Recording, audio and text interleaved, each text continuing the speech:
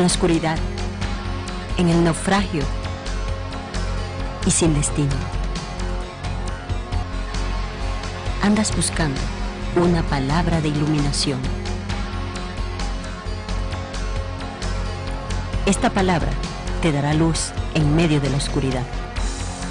El Ministerio de la Enseñanza y la Evangelización, Jesús, Soberano Señor, presentan su programa Palabra de Iluminación con el maestro José Briceño. Ok, vamos a darle un aplauso al Señor para recibir la palabra. La palabra del Señor siempre se recibe con gozo, con alegría, con deseos de aprender la palabra. Estamos transmitiendo desde Venezuela por Reforma TV, desde Venezuela para Latinoamérica, Centroamérica, Europa y Asia. Nos están sintonizando por internet, nos están viendo por el YouTube, nos están viendo por, como dice la sobrinita mía, tío, ¿vos tenés Facebook? Por el Facebook. Y bueno, estamos bendiciendo, sembrando una palabra. Y desde Venezuela, Caracas, el programa Palabra de Iluminación que estamos transmitiendo en el canal, en nuestro canal de Venezuela, Reforma TV. Hoy quiero tocar un tema, haciendo un seguimiento a lo que el pastor Andrés Noguera está enseñando. Saludos a nuestro pastor, quiero que demos un aplauso por los pastores, por favor. Pastor Andrés Noguera, pastora Carolina de Noguera. La verdad es que es una bendición estar aunados y en unísono con ellos en el ministerio. Quiero hablar, me toca hoy un tópico relacionado a la cristología, lo que nosotros hemos denominado cristología de alta crítica. ¿Por qué cristología de alta crítica? Y preste atención a esto, porque es lamentable decirlo, que en nuestras congregaciones, nuestros ministerios en general, nuestros institutos, vengo de dar clase de tres de ellos, y lo que nos están dando a nosotros como cristología es biografía de Cristo. El Cristo que nació, el Cristo que fue niño, el Cristo que fue hasta que lo llevan a la cruz, se levantó de los muertos. Y verdaderamente que eso no es cristología, eso es biografía. Nosotros damos lo que llaman la cristología de alta crítica, damos los momentos más críticos y las verdades más contundentes que se deben decir de Jesús. El apóstol Pablo me llama la atención en el libro de, creo que es Filipenses, en una de sus cartas Pablo dijo, para vergüenza mía, no dice para vergüenza de otros o de muchos, no dice Pablo así. El texto dice que estaba hablando de pena ajena. Dice, para vergüenza mía lo digo, muchos en la iglesia no conocen a Jesús. Muchos en la iglesia no conocen a Jesús. En Apocalipsis, usted consigue por allá en el capítulo 3, creo que versos 20 o 21, donde dice, yo estoy a la puerta, hablando Jesús. Yo estoy a la puerta, toco y llamo, si algo abre la puerta, si alguien abre la puerta, yo entraré, cenaré con él, él cenará conmigo. Ese es un texto que siempre lo hemos tomado para hablar de la evangelización. Tú sabes, hermano, Cristo está tocando la puerta ahora mismo. Si tú le abres, Él va a entrar, Él va a comer contigo. Oh, Dios mío, ¿cuántos quieren comer con Cristo? Resulta que cuando analizas bien el texto o el pensamiento ahí de lo que está escrito en Apocalipsis, capítulo 3, versos 20 o 21, Jesús le está tocando la puerta a una iglesia evangélica. Evangélicos, gentes redimidas, lavadas por la sangre de Cristo, su nombre está escrito en el libro de la vida y Cristo está afuera, no lo dejan entrar. ¿Aló? O sea, es paradójico, pero es una gran realidad lo que está sucediendo en otras iglesias, que la mayoría de nuestros creyentes no conocen a Cristo. ¿Oído bien lo que voy a decir? No conocen a quién dije, a Cristo, cuánto más a la persona del Verbo. Que la persona del Verbo, el hecho de que se hayan dado ciertos incidentes en la persona del Verbo antes de venir, antes de hacerse carne, se hayan dado ciertos incidentes que lo vamos a hablar, es lo que le da auge o lo que permite que reluzca la persona de Jesús. Si en el Verbo no hay disposición, que es lo que vamos a hablar hoy, vamos a hablar de la humillación Óigase esto, oiga, lo que se conoce teológicamente, esto a lo mejor primera vez que usted lo va a escuchar, lo que se conoce teológicamente como la humillación de Dios en el verbo. Porque para que usted estuviese allí donde usted está ahí sentadito, formando parte del cuerpo, y los que están acá en esta noche visitándonos, que no han recibido o no han aceptado que Cristo los aceptó. Porque eso está muy mal. ¿Cuántos quieren aceptar a Cristo? O sea, son tan que Cristo tiene que esperar que ellos los acepten. ¿Aló? O sea, Cristo tiene que esperar que vos lo aceptéis. No. La Biblia dice que fuimos aceptos en Él. Ya Él nos aceptó. Entonces usted tiene que aceptar que Cristo lo aceptó a usted. ¿Aló? Y los que están acá, que no han aceptado que Cristo lo aceptó, no han entendido esa verdad, esta es noche de salvación para ellos también. Los que me escuchan, los que me están viendo a través de la televisión, a través del video, por YouTube, por la internet. Entender que ya fuimos aceptos en Jesús. Pero para que eso se diera, pues tuvo que haber una humillación en el verbo, o la humillación de lo que es lo que se conoce teológicamente como la humillación de Dios en el verbo. Voy a leer, porque quiero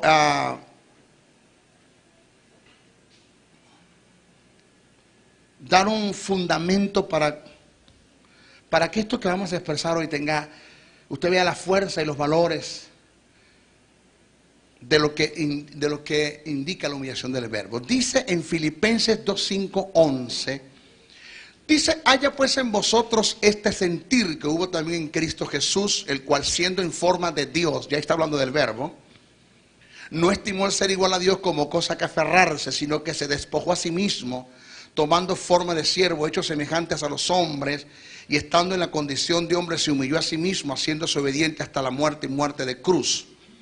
Por lo cual Dios le exaltó hasta lo sumo y le dio un nombre que es sobre todo nombre, para que en el nombre que se le dio a este hombre llamado Jesús, dice el texto original. El texto no dice para que en el nombre de Jesús, el texto dice para que en el nombre que se le dio a este hombre llamado Jesús. Eso lo explicamos después con un poquito más de tiempo. Para que en el nombre que se le dio a este hombre llamado Jesús se doble toda rodilla de los que están en los cielos, en la tierra y debajo de la tierra, y toda lengua confiese que Jesucristo es el Kyrios o Kerium, que es el Señor, que es el Kyrios o Señor, para gloria de Dios Padre. Filipenses 2:5-11. Pero movámonos un poquitito a Juan 1, verso 5, después vamos a verso 5, del 1 al 5, después vamos al verso 14. Dice: en el principio, la palabra Arshem, en el principio era el verbo era con Dios y el verbo era Dios. Este era en el principio con Dios, todas las cosas por Él, hablando del verbo, fueron hechas, y sin Él nada de lo que ha sido hecho fue hecho. En Él estaba la vida, y la vida era la luz de los hombres. La luz y las tinieblas resplandece, y las tinieblas no prevalecieron contra ella. Verso 14 dice: y aquel verbo oído, ¿y aquel qué? Verbo por lo cual fueron hechas todas las cosas.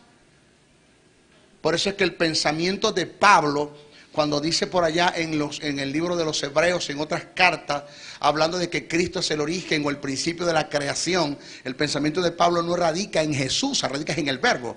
Es un pensamiento que hay que desarrollarlo bien y explicarlo bien, porque si nosotros analizamos, hay que tomar mucho en cuenta esto, señores, que la preexistencia se le es denominadas al verbo, no a Jesús.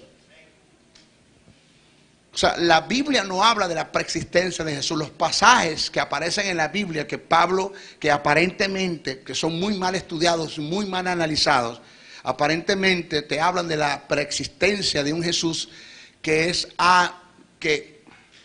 estaba antes de su aparición, de entrar en la escena. Aparentemente, cuando usted analiza bien el pensamiento de Pablo, Pablo no está refiriéndose a Jesús, al Cristo. Pablo está refiriéndose a la persona del verbo en Jesús, no en Jesús mismo. Porque si nosotros entendemos que todo lo que es, si nosotros entendemos que todo lo que es carne tiene su principio, tiene su origen, entonces Jesús no es eterno, como muchos piensan, menos se le puede adjudicar la eternidad a Jesús ni la preexistencia de Jesús. ¿Por qué? Porque Jesús tuvo un principio, fue hecho. El verbo se hizo carne, fue hecho. Entonces Jesús no es preexistente como muchos lo enseñan, ni siquiera es eterno. Jesús es sempiterno, eso lo hemos explicado varias veces acá.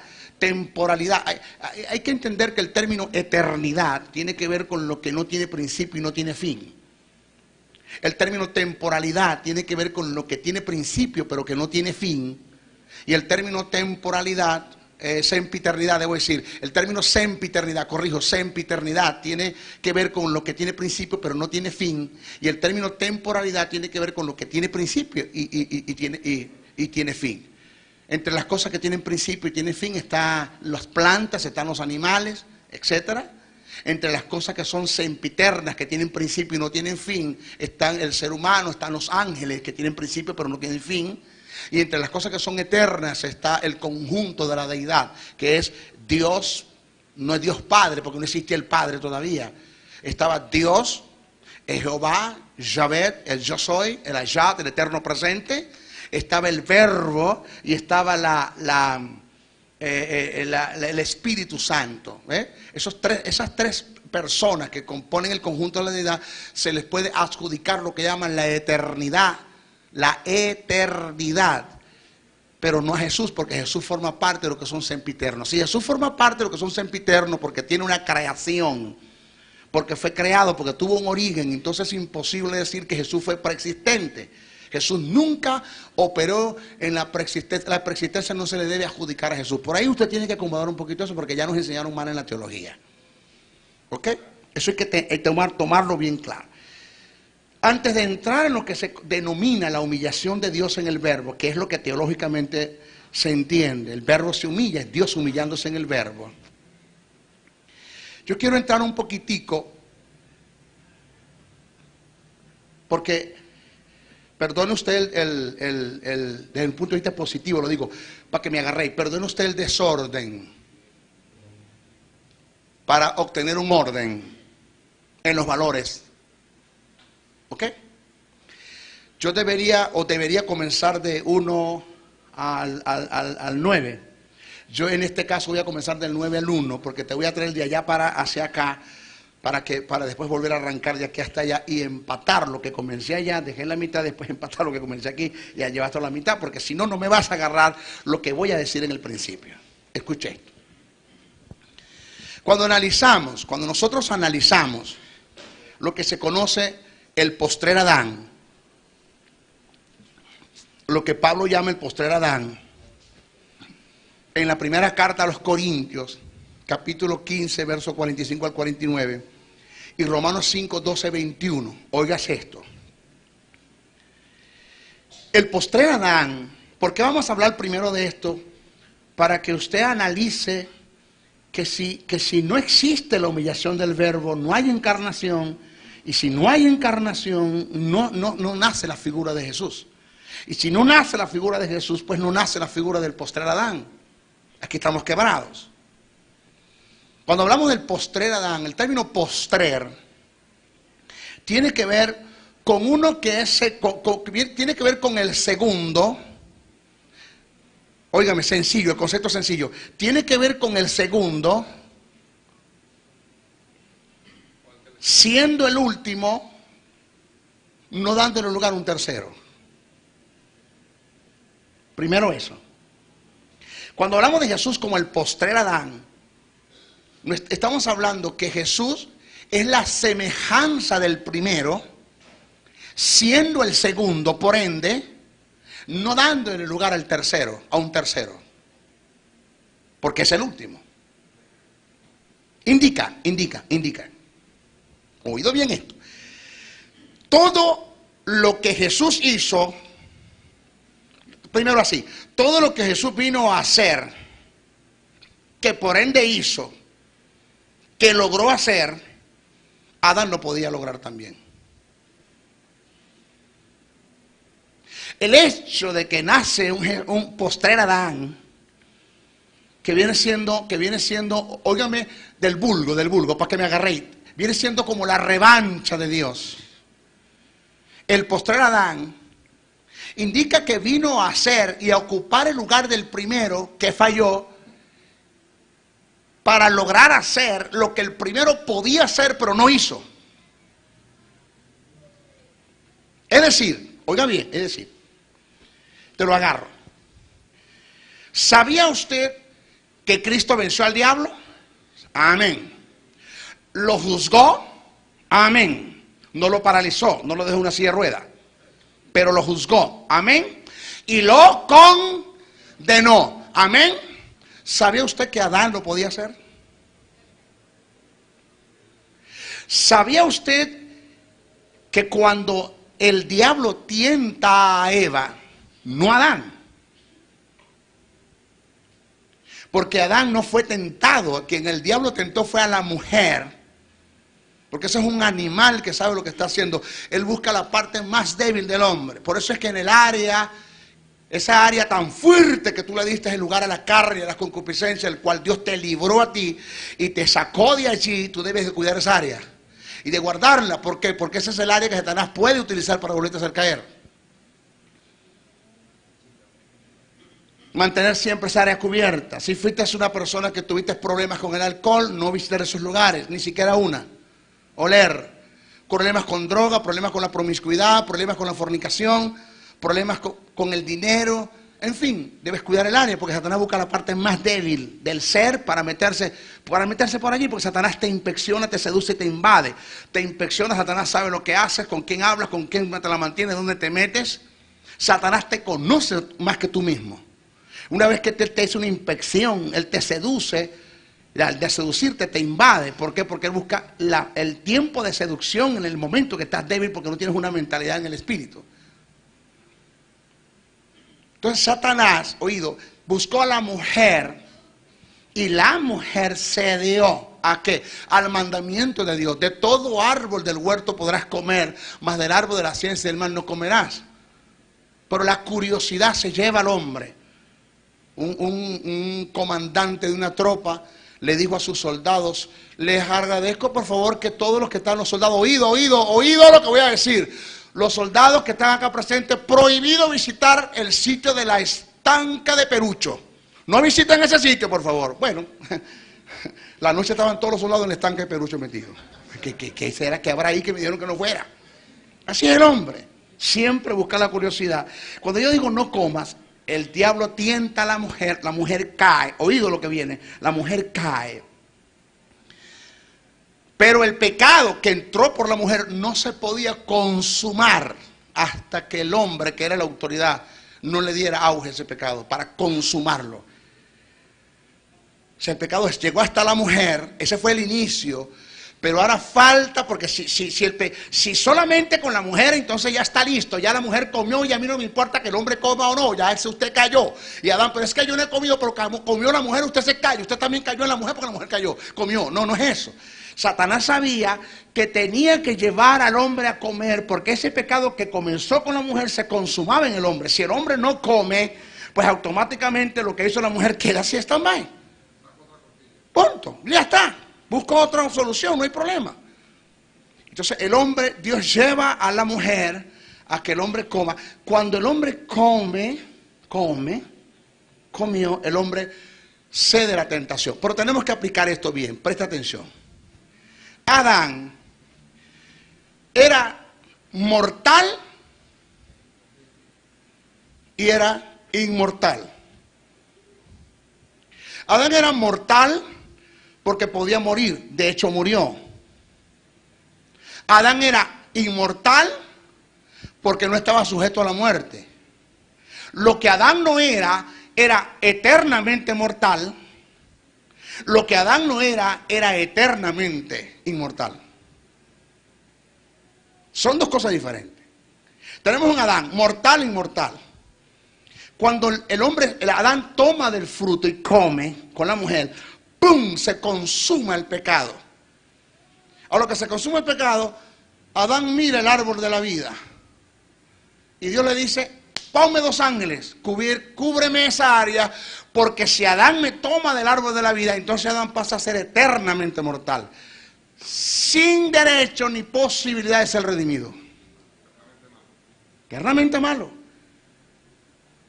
Sin derecho de ser redimido. Por eso es que Dios puede redimir al hombre por dos cosas y no pudo redimir al diablo por dos cosas. Porque la gente me dice, maestro, ¿por qué Dios perdonó ¿por qué Dios perdonó al hombre y al diablo y a los ángeles no perdonó? Por dos cosas. Uno, porque el diablo, el pecado nació en él. En Adán no nació el pecado, Adán fue llevado al pecado. Dos, el diablo pecó en la eternidad. Y lo que es eterno es eterno. El hombre pecó en el tiempo y tiene solución. Todo lo que hace en el tiempo tiene solución para Dios, para un Dios que es eterno. ¿Aló? ¿Eh? ¿Qué pasa? Que si usted me toma del árbol de la vida, usted queda eternamente condenado. Y Dios no lo puede redimir a usted de la condición. Cierra el árbol de la vida, lo cerró. Cerró el árbol de la vida. Hay una reunión en el cielo. Se reunió el Verbo, se reunió Dios, Teos, Dios, Jehová, Yahweh, Yahvé, yo soy. Se reunió el Elohim, se reunió el Verbo y se reunió el Espíritu Santo. Los tres se reunieron. Lo dice la Biblia, lo dice la Biblia. Es donde sale la pregunta, donde Isaías escribe como profeta, escribe donde Dios dice a quién enviaré y quién irá por nosotros. Y cuando Isaías dice, envíame aquí, Señor, envíame a mí, eso es una ley de doble referencia donde el verbo responde, el Señor, envíame a mí, aquí, envíame a mí. Pero antes del verbo venir a la tierra a tomar la figura de lo que llaman el teantropos, que es el Dios hombre, tenía primero que darle a Dios condiciones, que vamos a hablar de las condiciones del verbo, que eso tiene que ver con la humillación del verbo. Pero vamos a tomar otra vez acá lo que te venimos enseñando. Señores, Dios, hay una reunión, y la reunión consiste en que uno de los tres tiene que hacerse hombre. Uno de los tres tiene que ir a la tierra. Uno de los tres tiene que llegar, tiene que formar la figura del postrer Adán. Nace Jesús nace por causa de la humillación del verbo, está en el vientre de María, nace, se desarrolla normal. Una de las cosas que creo que ese tópico le toca al pastor Andrés, con el permiso pastor, tocar un poquitico eso. Una de las cosas normal que usted tiene que entender es que Jesús era omnisciente, pero nunca operó la omnisciencia, era omnipotente, nunca operó la omnipotencia, y era omnipresente y nunca operó la omnipresencia. Nunca Jesús operó en esas tres cualidades. Operó perfectamente como un hombre. Esa es la figura del postrer Adán. ¿Qué pasa? Que cuando el diablo viene a tentar a Jesús, Jesús entra en lo que llaman un estado probatorio, que fue en el estado probatorio que entró Adán. Si en el momento que Adán entra en el estado probatorio, le dice al diablo, diablo, yo no voy a comer de ese fruto. No, porque está sabroso. No. Que tiene sal, echarle lo que vos queráis, yo no voy a comer ese fruto, punto. En ese momento Dios emite juicio sobre el diablo, porque lo que Jesús pudo hacer e hizo es lo que Dios llamó a hacer a Adán, a condenar al diablo. O sea, la condena del diablo y la enviada al infierno estaba en el huerto del Edén, que el hombre no lo logró, entonces se logró fue en otro huerto que es Getsemaní. ¿Está acá la gente, pastorcita? ¿Aló? Entonces, ¿qué pasa? ¿Qué pasa? Ok, sí. ¿Qué pasa? Están como los comiendo, o sea, algo así que ni siquiera interrumpa usted, maestro. Sigue, ok. Escuche esto. Entonces, ¿qué pasa? Que Jesús fue tentado. La diferencia de esto es que Adán fue tentado, ¿cuántas? Una sola vez. Jesús fue tentado toda la vida. Porque fue tentado y dice que lo dejó por un lapso de tiempo y lo siguió tentando y tentando y tentando a través de las tres puertas que son los deseos de los ojos, los deseos de la carne y la vanagloria de la vida. Son las tres puertas que usó con Adán, las tres puertas que usó con Jesús, las tres puertas que va a usar contigo. Con nosotros, punto.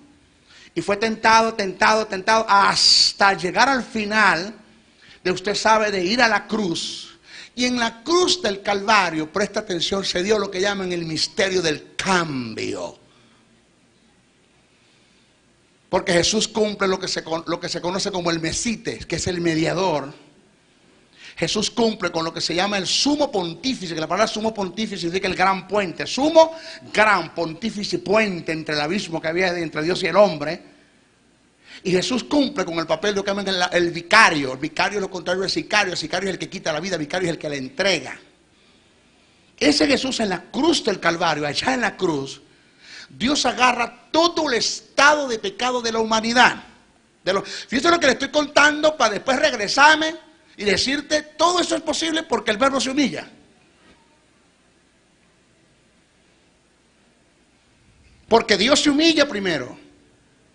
O sea, Dios se humilla, el verbo se humilla, Cristo se humilla, y la gente por la cual ellos se humillaron, no se quieren humillar para aceptar el plan de salvación de Dios. Y Dios agarra todo tu estado de pecado y lo coloca sobre Jesús en la cruz. Pero agarra todo tu estado de justicia y la coloca sobre ti.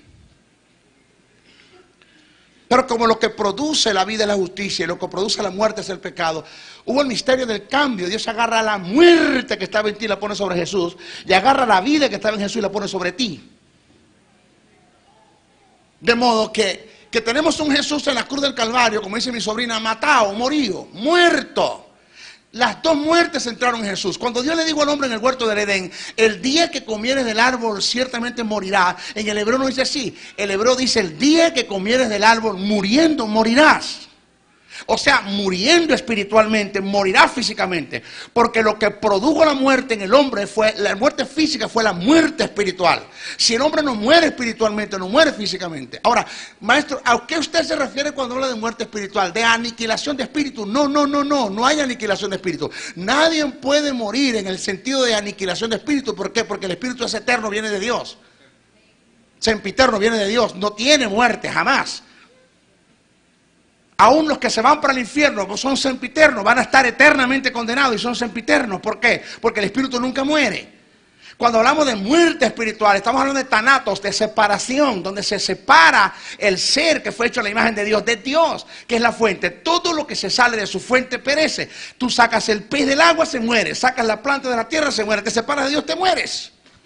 ¿Aló? Oh, te mueres.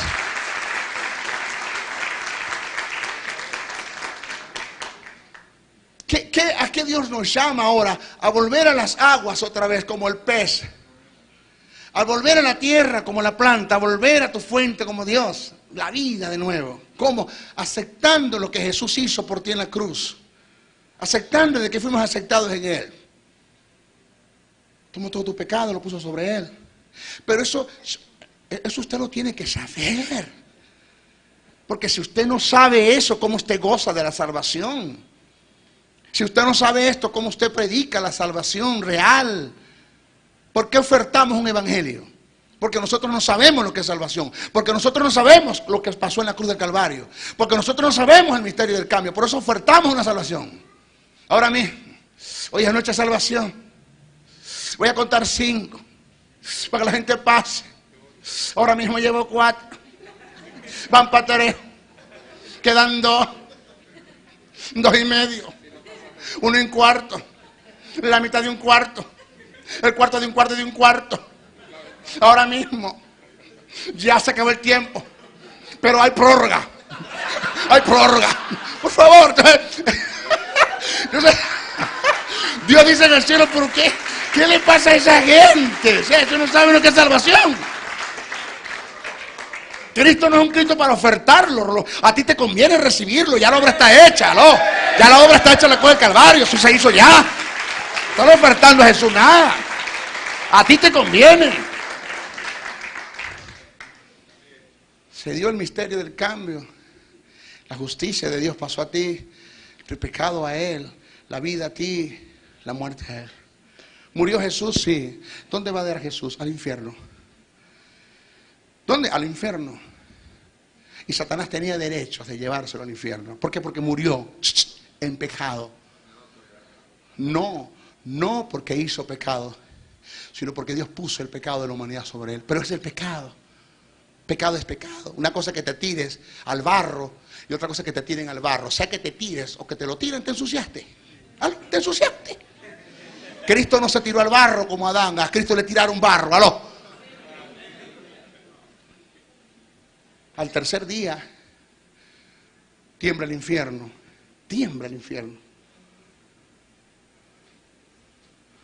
Un demonio corre el diablo y el diablo dice, ¿por qué tiembla el infierno? Vayan, averigüen, corran, vamos. Temblor en el infierno, vayan. Y cuando de pronto viene un demonio y dice, mira, este es Satanás, ¿qué pasó? Jesús de Nazaret está resucitando. ¿Qué? Se está levantando entre los muertos, eso es imposible.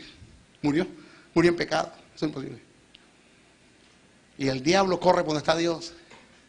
Le dice, Dios, vengo a hablar con vos. Es un diablo maracucho, vengo a hablar con vos. Vengo a hablar con vos. Y dice, ajá, que vienes a hablar conmigo de Satanás. El que entra al cielo no sale. Amén. El que entra al cielo tampoco sale. Porque aquel que murió en pecado, porque él es el germen del pecado. Dios no juzgó en la cruz a un pecador, juzgó a un hombre lleno de pecado, que son dos cosas diferentes. El germen del pecado estaba en la cruz. ¿Por qué me lo levantas de los muertos? Dice la Biblia, suelto los dolores de la muerte. O sea, la muerte no lo pudo sostener. El término suelto los dolores de la muerte indica, es como el efecto de la mujer cuando tiene dolores para parir, para que reluzca una nueva vida. Así lo que quiere decir, la muerte tuvo que soltar a Jesús para darle inicio a la vida. No lo pudo detener. La muerte parió a Jesús, lo tuvo que soltar. ¿Por qué lo vas a levantar de los muertos? Dime por qué. Él murió en pecado. Y Dios llama a Gabriel. Gabriel dice, Señor, tráeme el libro del récord de la vida de Jesús mientras estuvo en la tierra. ¿Sabe usted que todo ser humano tiene un libro de sus cosas están escritas? Jesús también tenía que tener un libro. Jesús tenía cédula de identidad. Jesús fue censado. Como todo ser humano fue censado, tenía cédula, tenía parte de nacimiento, todo, empadronado, fue todo. Jesús pasó por todo eso. Y cuando el diablo, el ángel Gabriel le entrega el libro a Jehová, Jehová se lo entrega al diablo. Búscame un pecado que él haya hecho y que esté escrito en ese libro y te lo dejo en el infierno. Y el diablo empezó a buscar por todas las hojas, por todas las páginas, y al final de la página encontró un letrero que dice, y no se halló pecado en él. ¡Aló! ¡A su nombre! Me lo vas a tener que entregar. Nace Jesús. Entonces, cuando Jesús pasa a ser eternamente inmortal. Porque Jesús era mortal e inmortal. Lo que Adán podía alcanzar, Jesús lo alcanzó. Eternamente inmortal. Por obra. Si me agarra, ¿por qué? Por obras. Para que tú pasases a ser eternamente inmortal sin obrar, solamente creyendo en Él. ¡Aló! Manera, todo. Nosotros somos eternamente inmortal en el sentido que se va a cumplir cuando venga la resurrección de los muertos. Cuando los muertos resuciten y nosotros seamos transformados en un abrir y cerrar de ojos, entonces nunca dice absorbida la muerte en victoria. Dice absorbida la muerte en victoria. Y dice cuando Pablo hace un cántico de victoria, ¿dónde está muerte tu victoria? ¿Dónde está muerte tu aguijón? Porque el texto original no dice sepulcro. El término es thanatos. Porque Jesús no tuvo lucha con el sepulcro es algo amoral. Jesús tuvo lucha fue con la muerte. El texto dice, ¿dónde está muerto tu victoria? ¿Dónde está muerto tu aguijón? Porque el aguijón, óigame, el aguijón del pecado de la muerte es el pecado y del pecado es la ley. Aguijón, autoridad. ¿Qué quiso decir Pablo? Lo que le da derecho legal a la muerte que se apodera de la raza humana es el pecado, y lo que le da derecho legal al pecado que se apodera de la raza humana es la transgresión de las leyes, de los mandamientos que nadie lo pudo cumplir. Pero gracias doy a Dios por Jesucristo, que Cristo cumpliendo la ley venció el pecado, y venciendo el pecado venció la muerte. Alabanza a lo que es el Señor. ¡A su nombre! ¡Yes!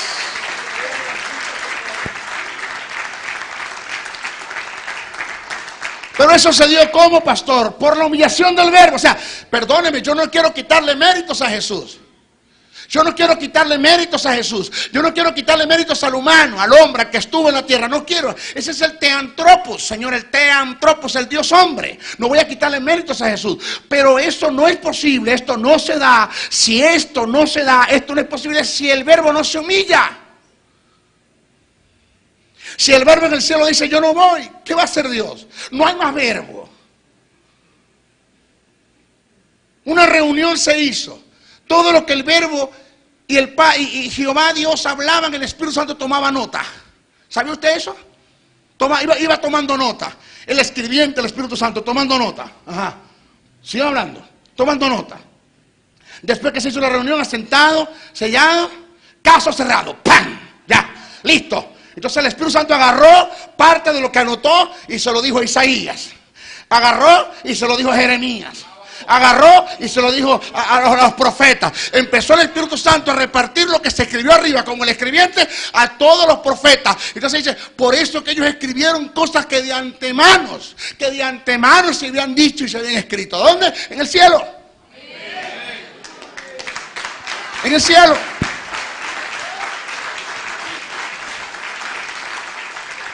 Señores, pero no es como usted piensa, como yo pienso.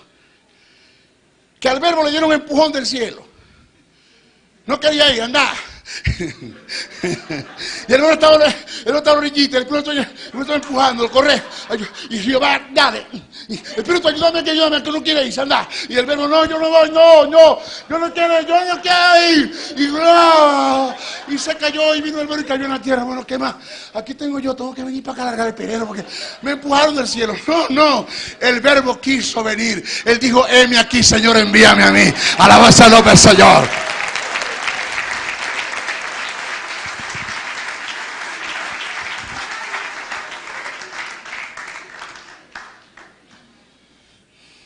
Wow. Mire. Ahora, ya llegamos hasta la mitad, ¿sí? Vamos a uno al principio para después llegar hasta la mitad. Otra vez. Dice así. Vamos a estudiar la persona del Verbo. Dar una definición del Verbo es como tratar de analizar a Dios mismo. Ya que el Verbo es Dios. El tratar de explicar al Verbo como Dios es algo inconcebible, inexplicable, abstracto. ¿Quién hizo al Verbo? ¿Quién hizo al Verbo? ¿Quién hizo a Dios? Un poeta le dijo a otro poeta, aunque parezca prodigio preguntártelo no es preciso, decime quién hizo el mundo y quién hizo el que lo hizo. Y el profeta le responde, respuesta yo te daré, pero no de todas dos. Quien hizo el mundo fue Dios, quien hizo a Dios no lo sé. Porque Dios tiene tanto poder que pudo haberse hecho el mismo. ¿Aló? Ay. ¿Cómo hace Dios para hacerse si no está? Porque para hacerse no tiene que estar. Para hacerse no tiene que estar. Y para hacerse tiene que estar. Porque ¿cómo puede alguien que no está hacer lo que no está? Tiene que estar para hacer lo que no está, para que lo que no está esté. ¿Aló? Pero Dios tiene tanto poder que pudo haberse hecho el mismo. ¡Pum! Ya está, ahí nació. ¿Quién hizo a Dios? Eso a mí no me interesa quién lo hizo. Ni siquiera cuando llegue al cielo y me lo va a... Pero Dios, mire, ni siquiera Dios se puede explicar cómo es Él. Hay una de las cosas que Dios no puede explicar, que Él no siquiera Jehová, yo no sé, no me preguntes eso. Mamá, cámbiame el tema. ¿Quién hizo al Verbo? Es una pregunta llena de necedad, porque se basa en la falsa suposición de que el Verbo viene de alguna parte. Y esta suposición te lleva a otra pregunta: ¿de qué parte viene? La respuesta es que esta pregunta ni siquiera tiene sentido. Es como preguntar, ¿a qué huele el azul?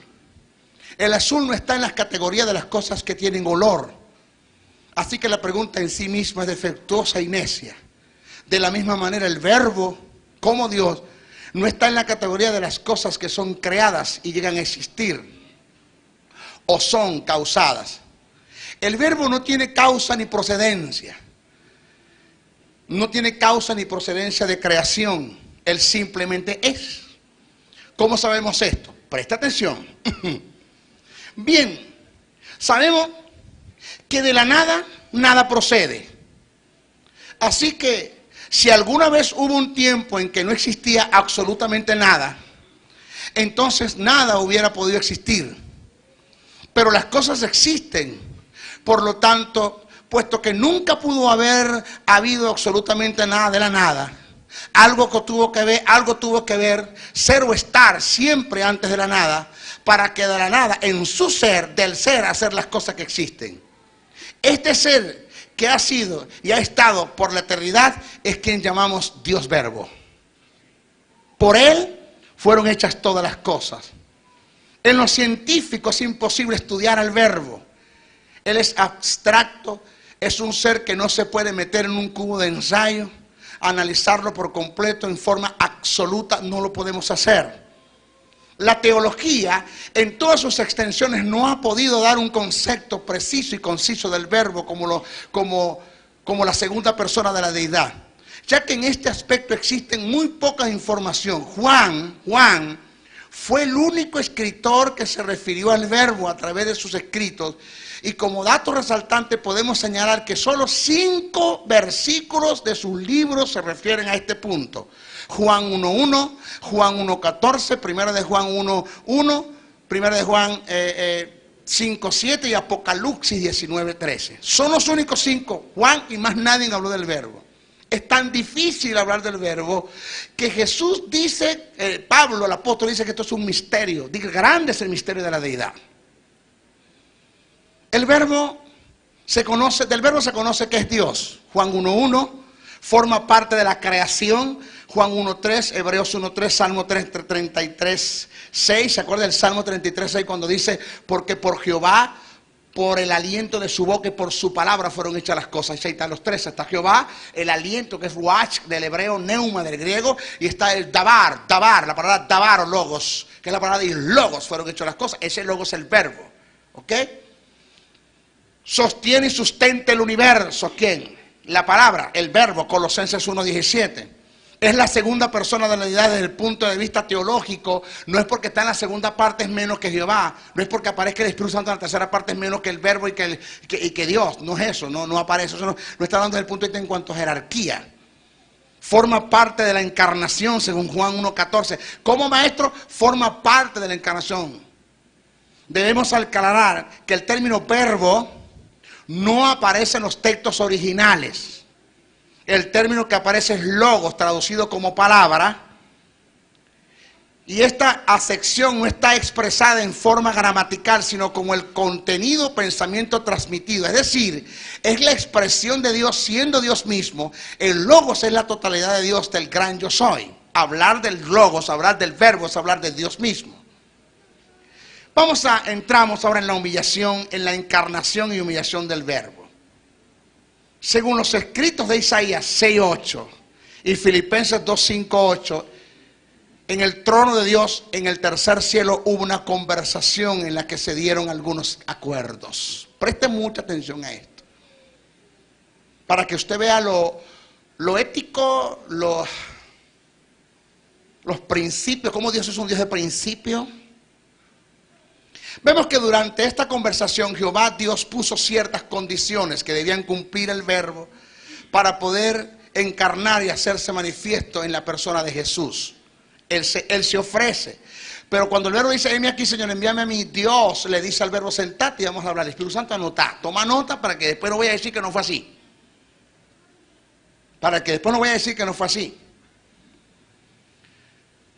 La aceptación de estas condiciones por parte del Verbo está considerado como la alta crítica teológica, como una humillación de parte de Dios en el Verbo. En Filipenses se nos dice que el Verbo, antes de manifestarse en la persona de Jesús, se humilló y se despojó a sí mismo para tomar forma de siervo, haciéndose hombre. Pasemos a analizar el pasaje según Filipenses 2, 5, 10. Vamos a analizarlo, porque muchos de nosotros hemos leído este pasaje y se lo hemos adjudicado todo a Jesús. Resulta que Pablo en Filipenses me presenta la humillación del Verbo y después me presenta la humillación de Jesús. Las dos humillaciones me las presenta.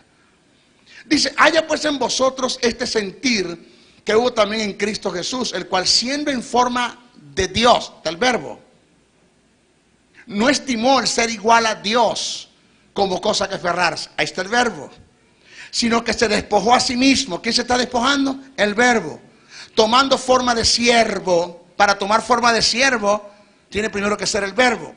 hecho semejante a los hombres. ¿De quién está hablando? Del verbo. Ahí está en la etapa de la transición. Fíjense cómo va pasando. La humillación del verbo para después caer en la humillación de Jesús. Y estando en la condición de hombre, ya entró en la condición de Jesús. Se humilló a sí mismo. ¿Quién se humilló a sí mismo? Jesús, porque ya el verbo se había humillado, haciéndose obediente hasta la muerte y muerte de cruz. Si analizamos bien el pasaje antes mencionado y hacemos análisis a algunos términos, nos daremos cuenta que el dicho pasaje, Pablo presenta la humillación del verbo anterior a la de Jesús. El término también que aparece en el pasaje, óigame que estamos usando la gramática, no se le olvide de algo, hermano, por favor, prestame atención.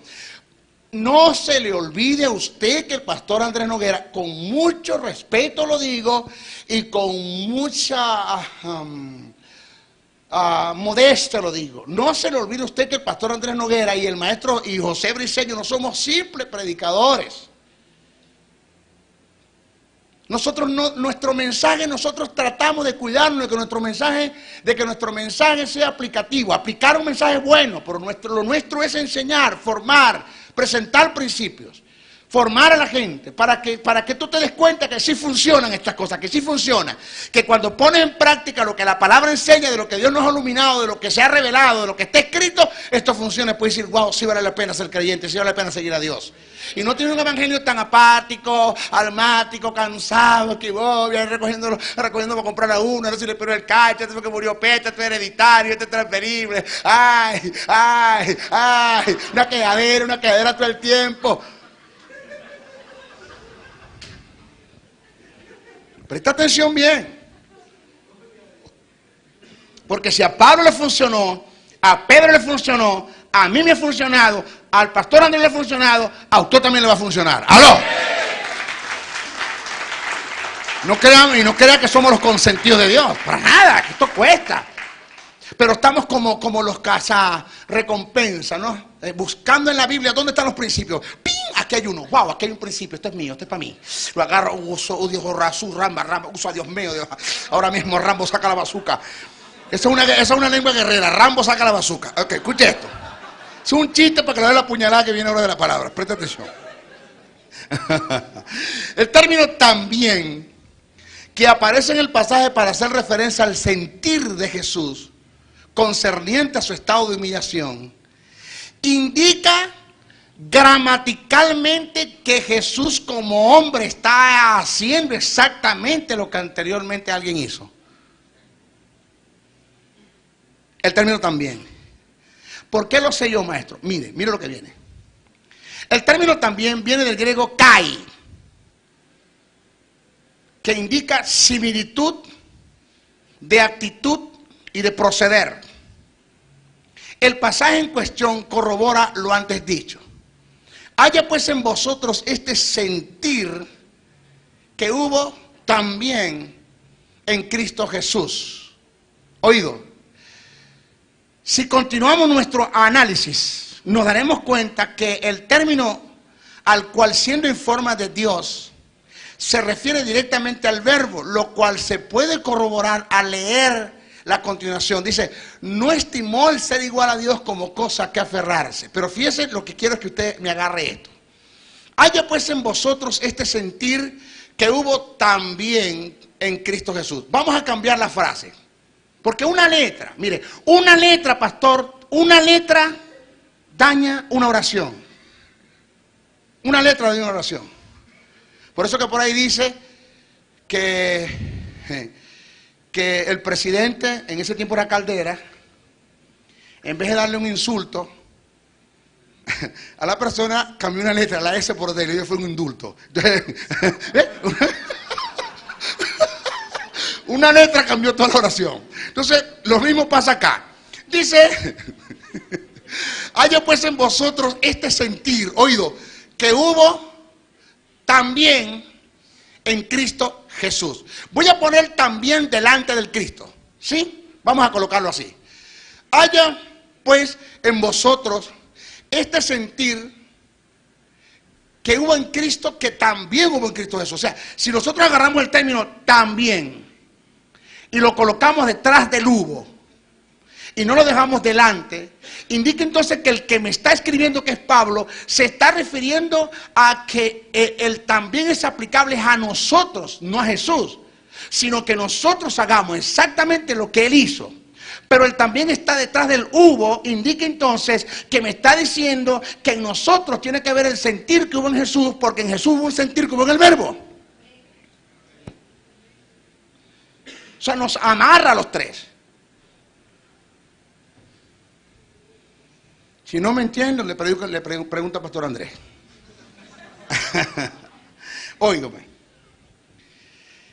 Si continuamos nuestro análisis, nos daremos cuenta que el término el cual siendo informe de Dios se refiere directamente al verbo, lo cual se puede corroborar al leer la continuación. No estimó el ser igual a Dios como cosa que aferrarse. El término forma que aparece en el pasaje viendo del griego morfe, que indica rasgos distintivos, especial o características de una persona que nadie más puede tener a excepción de alguien que sea Dios mismo. Dice en forma de Dios. Además, observemos que el término igual a Dios que aparece en el contexto indica y hace referencia a alguien que tiene la misma naturaleza de Dios, porque también es Dios. En el versículo 7 del capítulo 2 de Filipenses, tomando en cuenta la ilación del pensamiento, se le atribuye el despojo y la humillación al verbo. A continuación citaremos el pasaje. Vamos a seguir porque si no podemos entrar en todas las condiciones que se dieron si no me agarran esto. Yo no estoy dando una base, yo no estoy dando un fundamento. El hombre agarró y subió ahí, pero ¿dónde está eso en la Biblia? Es el problema. ¿Ok?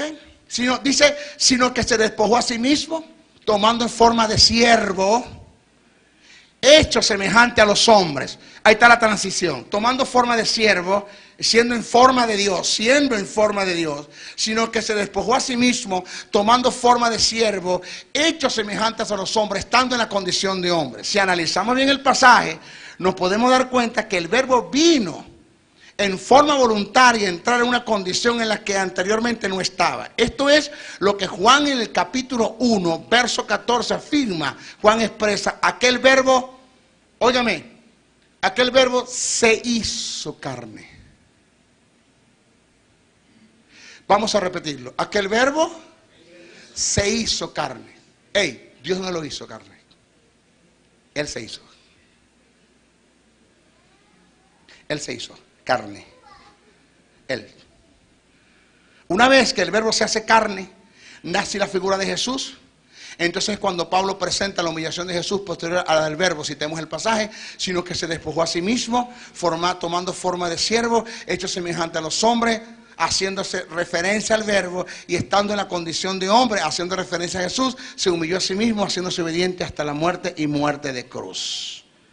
Vamos a analizar en qué consiste la humillación del verbo. Vamos a ver. En el punto anterior, alegamos que el verbo se le dieron condiciones para venir a formar parte de la humanidad en la vida de un hombre llamado Jesús, que es lo que indica el teantropos. Condiciones que no lo afectaron como Dios a quien al verbo, pero sí lo limitaron en su deidad. Veamos las condiciones. 1. Según Primera de Reyes 8:27.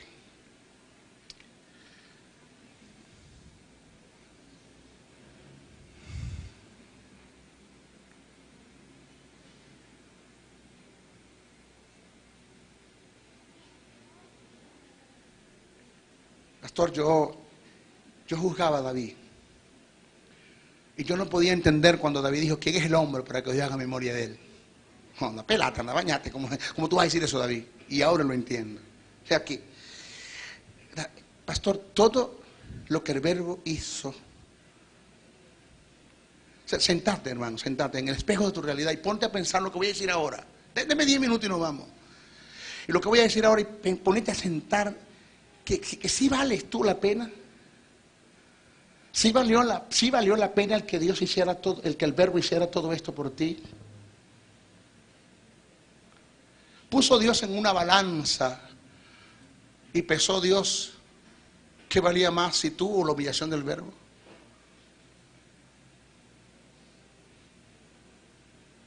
Entonces cuando yo analizo todo esto me pregunto, ¿pero quién soy yo entonces? ¿Por qué, perdone usted, por qué soy la vergüenza de Dios y no soy la honra de Dios? ¿Se merece Dios el que yo viva la vida de pecado, la promiscuidad, la infidelidad?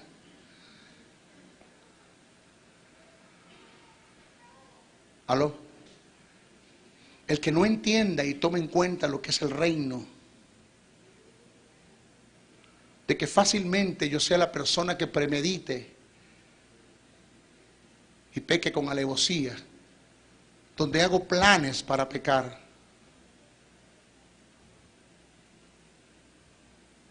Entonces cuando analizo esto y me doy cuenta que por causa de no entender estas cosas y de no honrar la humillación del verbo, de Dios en el verbo, y que en vez de estar en el terreno de Él, de humillarme como lo hizo Dios en el verbo, como lo hizo el verbo y como lo hizo Jesús, y entrar en su terreno y entrar en ese terreno, de seguir el estado de humildad, porque esto es una cadena que nos lleva. Dios se humilla en el verbo se humilla Jesús para que nosotros nos humillemos, para que se establezca el reino. Entonces Dios mira a Cristo y le dice, con esa gente que nosotros contamos, también somos lavados por la sangre de Cristo, nuestro nombre está escrito en el libro de la vida. Pero le están dando ellos valores a la humillación del verbo. No obstante eso, señores, no solamente a la humillación del verbo, porque lo que voy a decir del Señor, eso no lo afectó a Él como Dios, pero sí lo limitó como verbo, y eso es fuerte para Él. Y no solamente eso, sino que además de eso nosotros no apreciamos lo que pasó en la cruz del Calvario, lo que pasó en el Getsemaní, lo que pasó en la tortura, en el caminar, en el Gólgota, en el infierno. O sea, es así de fácil las cosas, que esto como que no costó. Mi abuelita decía, lo que no nos cuesta, hagámonos fiesta.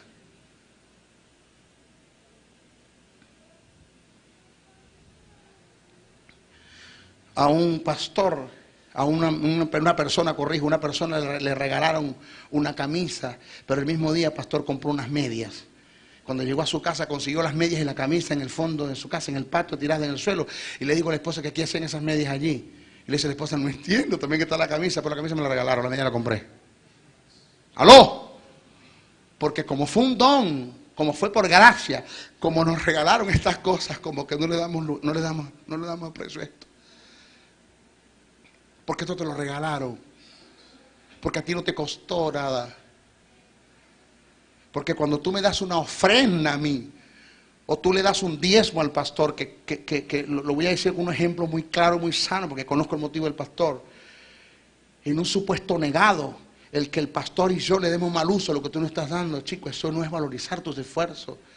Eso no es valorizar tu sudor, tu trabajo, tus trasnochos, tus amanecidas, tus paradas a las 5 o 4 de la mañana, porque en ese dinero va todo eso. En el dinero van a las 4 de la mañana que te levantaste, tus incomodidades, tu sudor, tus esfuerzos, tu abstenencia de muchas cosas, tus incomodidades de muchas cosas, tus enfermedades porque te enfermaste por trabajar, tu desgasto físico. Entonces, Él no está viendo eso, sino que el dinero que tú le das en un supuesto legado, Él y yo lo agarramos y lo botamos, nos lo baratamos. ¿Que tú no ves cuánto cuesta eso? Una viejita le llegó a Jimmy Swaggart y le dijo, pastor, yo le traigo esta ofrenda de $8. Esta ofrenda, ¿y esta ofrenda de qué es esta ofrenda? Es una ofrenda que yo les quiero dar. ¿Y usted trabaja en qué, mi vieja? Yo trabajo limpiando pisos, puliendo pisos. Miren mis rodillas, encalladas. ¿Y usted por qué me está esta ofrenda? Dios me dijo que se la trajera. ¿Cuánto gana usted semanal? $8. ¿Y yo le dijo que me trajera los $8? Sí, Dios me dijo que se los trajera. ¿Como usted se los gana? ¿Le dijo Dios que me los trajera? Sí, yo se los traigo. No, discúlpeme, no puedo recibir ese dinero. Ese es su problema, lo que usted haga con el dinero. Yo obedezco a Dios. Se lo dejó y se fue. Jimmy Swaggart agarró y se fue al hotel y dijo, Señor, estoy molesto contigo. Le dijo Dios, ¿por qué? Porque no es posible que sabiendo tú cómo se gana esa anciana la ofrenda, limpiando piso, arrastrándose como los animales, las rodillas encalladas, Señor, ensangrentadas, tú le vayas a decir que me dé la ofrenda a mí. Eso no está posible, eso es injusto delante de tu parte. Le dijo Dios, bueno, pero más injusto eres tú, que ahora sabiendo cómo se lo gana le das un mal uso. ¿Aló? Porque ese es el trabajo de ellos. Así es la gracia, es un don que sin merecer. ¿Sabe qué es gracia? Cuando se te da lo que no merecías. ¿Sabe qué es misericordia? Cuando no se te dio lo que merecías. ¿Qué te merecías? El infierno. Dios tuvo misericordia por ti y no te lo dio. ¿Qué no te merecías? El cielo. Dios tuvo gracia y te lo entregó. ¡Aló!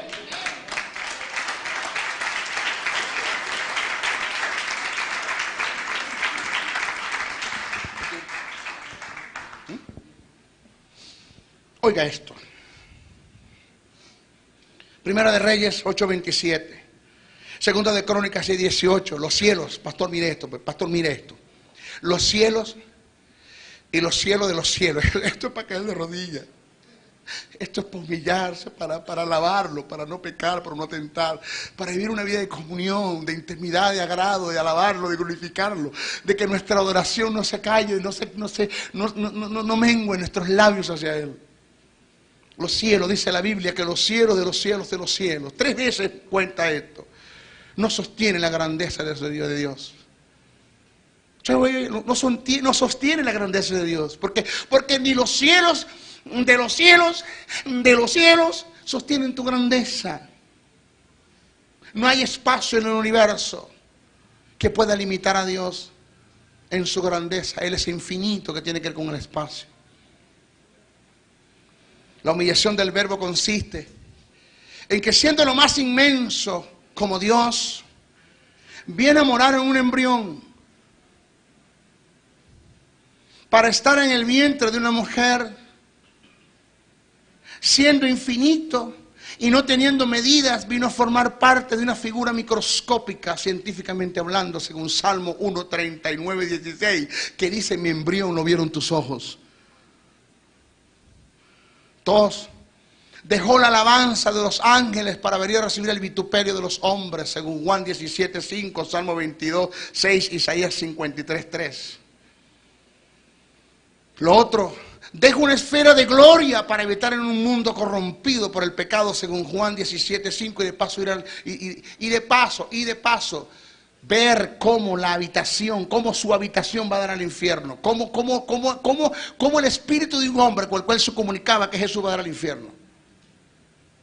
Lo otro, siendo la fuente de la bendición, vino a morar en un ser que fue hecho maldición, según Lucas 1:39-42 y Gálatas 3:13.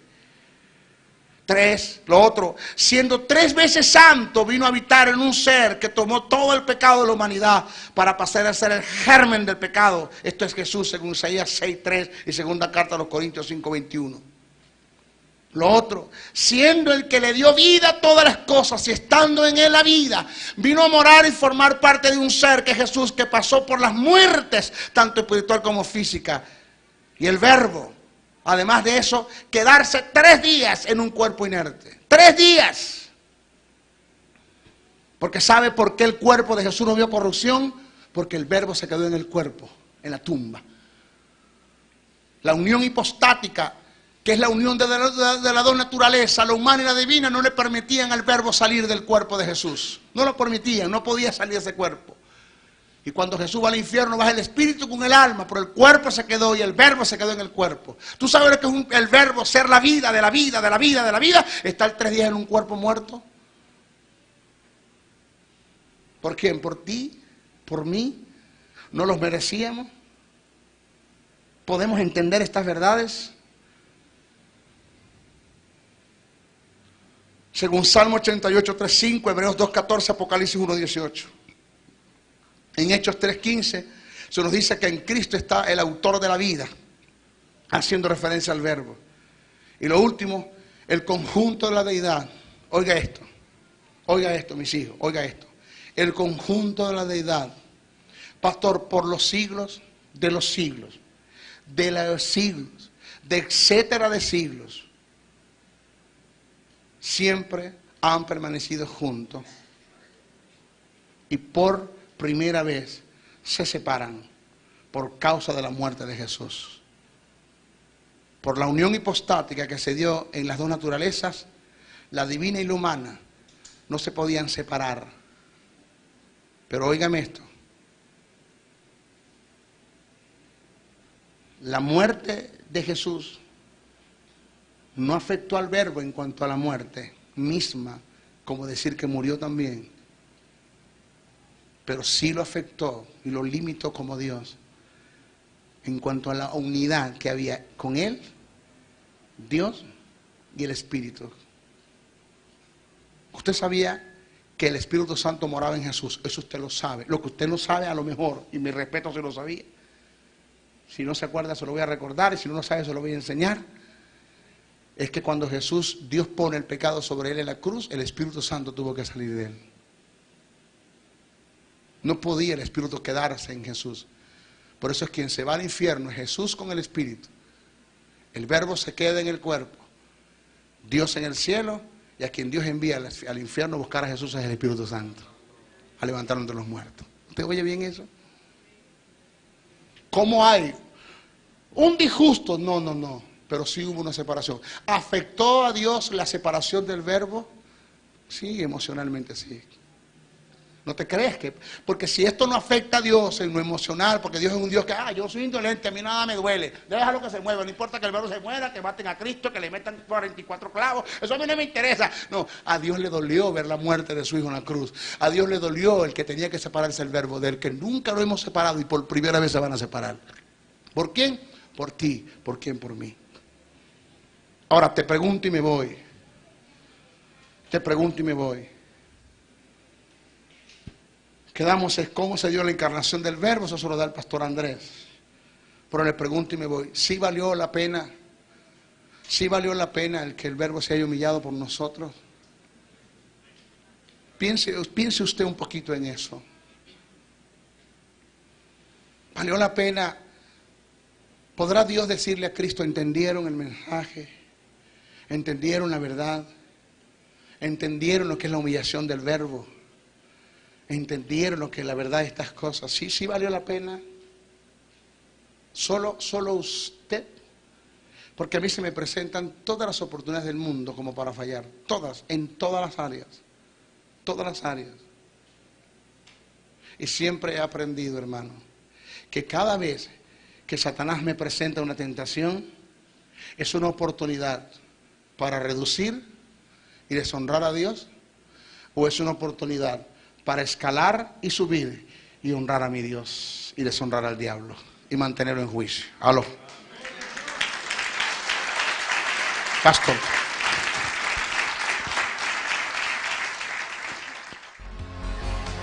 Si has sido bendecido con esta palabra, comunícate a los teléfonos 0424-645-7043 y 0416-860-7602 y escríbenos al email josebriceno77@hotmail.com y a la www.reformatv.net.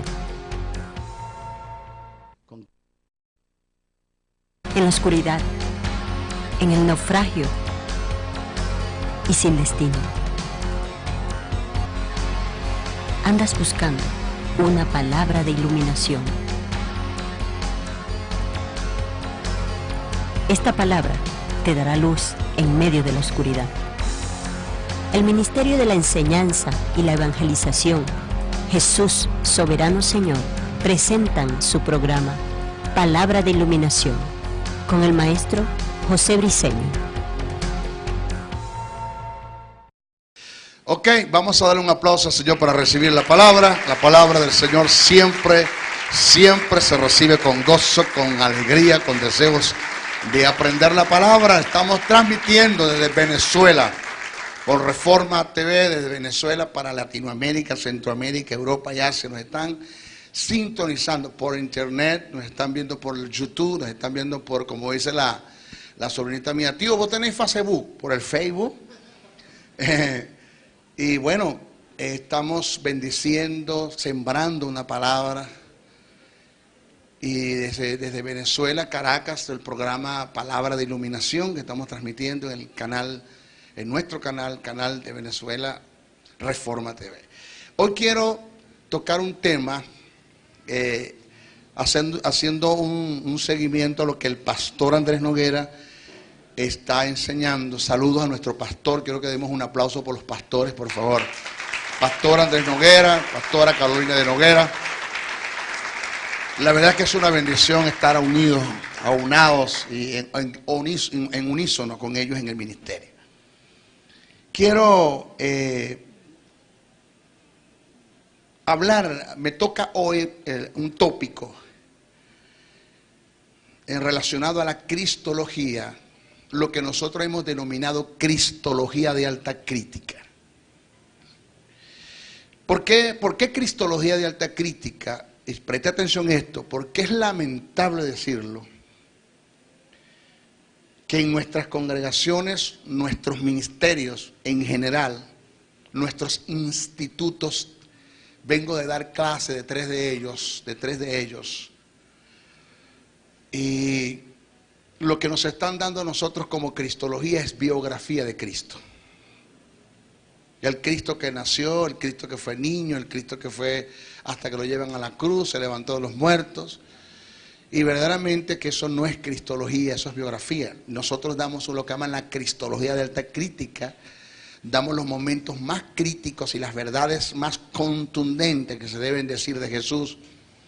El apóstol Pablo me llama la atención en el libro de, creo que es Filipenses, en una de sus cartas Pablo dijo, para vergüenza mía, no dice para vergüenza de otros o de muchos, no dice Pablo así. El texto dice que está hablando de una pena ajena. Dice, para vergüenza mía lo digo, muchos en la iglesia no conocen a Jesús. Muchos en la iglesia no conocen a Jesús.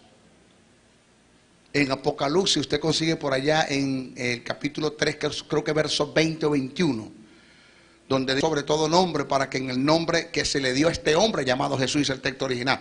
El texto no dice para que en el nombre de Jesús, el texto dice para que en el nombre que se le dio a este hombre llamado Jesús. Eso lo explicamos después con un poquito más de tiempo. Para que en el nombre que se le dio a este hombre llamado Jesús, se doble toda rodilla de los que están en los cielos, en la tierra y debajo de la tierra, y toda lengua confiese que Jesucristo es el Kyrios, o Kerium, que es la palabra Señor, que es el Kyrios o Señor, para gloria de Dios Padre. Filipenses 2, 5, 11. Pero movámonos un poquitito a Juan 1, verso 5, después vamos a verso 5, del 1 al 5, después vamos al verso 14. Dice, en el principio, la palabra Arshem, en el principio era el verbo era con Dios y el verbo era Dios. Este era en el principio con Dios, todas las cosas por Él. Hablando del verbo, fueron hechas y sin Él nada de lo que ha sido hecho fue hecho. En Él estaba la vida y la vida era la luz de los hombres. La luz y las tinieblas resplandece y las tinieblas no prevalecieron contra ella. Verso 14 dice, y aquel verbo oído, ¿y aquel qué? Verbo por lo cual fueron hechas todas las cosas. Por eso es que el pensamiento de Pablo, cuando dice por allá en el libro de los Hebreos, en otras cartas, hablando de que Cristo es el origen o el principio de la creación, el pensamiento de Pablo no radica en Jesús, radica en el verbo.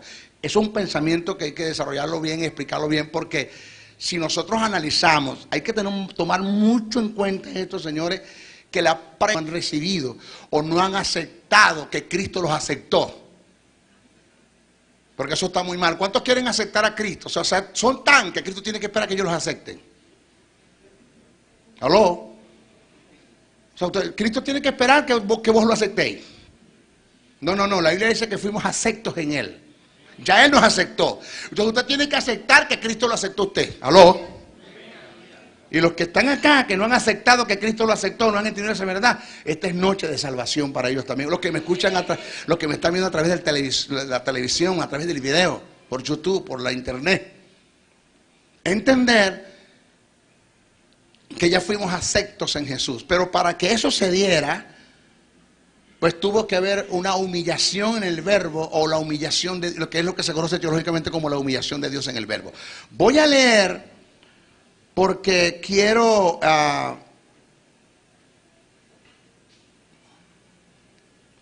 dar un fundamento para que esto que vamos a expresar hoy usted vea la fuerza y los valores de lo que indica la humillación del verbo. Dice en Filipenses 2, 5, 11, dice, haya pues en vosotros este sentir que hubo también en Cristo Jesús, el cual siendo en forma de Dios, ya está hablando del verbo, no estimó el ser igual a Dios como cosa que aferrarse, sino que se despojó a sí mismo, tomando forma de siervo, hecho semejantes a los hombres, y estando en la condición de hombre se humilló a sí mismo, haciéndose obediente hasta la muerte y muerte de cruz. Por lo cual Dios le exaltó hasta lo sumo y le dio un nombre que dice: yo estoy a la puerta, hablando Jesús. Yo estoy a la puerta, toco y llamo. Si algo abre la puerta, si alguien abre la puerta, yo entraré, cenaré con él, él cenará conmigo. Ese es un texto que siempre lo hemos tomado para hablar de la evangelización. Tú sabes, hermano, Cristo está tocando la puerta ahora mismo. Si tú le abres, Él va a entrar, Él va a comer contigo. Oh, Dios mío, ¿cuántos quieren comer con Cristo? Resulta que cuando analizas bien el texto o el pensamiento de lo que está escrito en Apocalipsis, capítulo 3, versos 20 y 21, Jesús le está tocando la puerta a una iglesia evangélica. Evangélicos, gentes redimidas, lavadas por la sangre de Cristo. Su nombre está escrito en el libro de la vida y Cristo está afuera, no lo dejan entrar. ¿Aló? O sea, es paradójico, pero es una gran realidad lo que está sucediendo en nuestras iglesias, que la mayoría de nuestros creyentes no conocen a Cristo. Oído bien lo que voy a decir. No conocen a quién dije, a Cristo. ¿Cuánto más a la persona del Verbo? Que la persona del Verbo, el hecho de que se hayan dado ciertos incidentes en la persona del Verbo antes de venir, antes de hacerse carne, se hayan dado ciertos incidentes que lo vamos a hablar, es lo que le da auge o lo que permite que reluzca la persona de Jesús. Si en el Verbo no hay disposición, que es lo que vamos a hablar hoy, vamos a hablar de la humillación. Óigase esto, oiga, lo que se conoce teológicamente, esto a lo mejor primera vez que usted lo va a escuchar, lo que se conoce teológicamente como la humillación de Dios en el Verbo. Porque para que usted estuviese allí donde usted está ahí sentadito, formando parte del cuerpo, y los que están acá en esta noche visitándonos, que no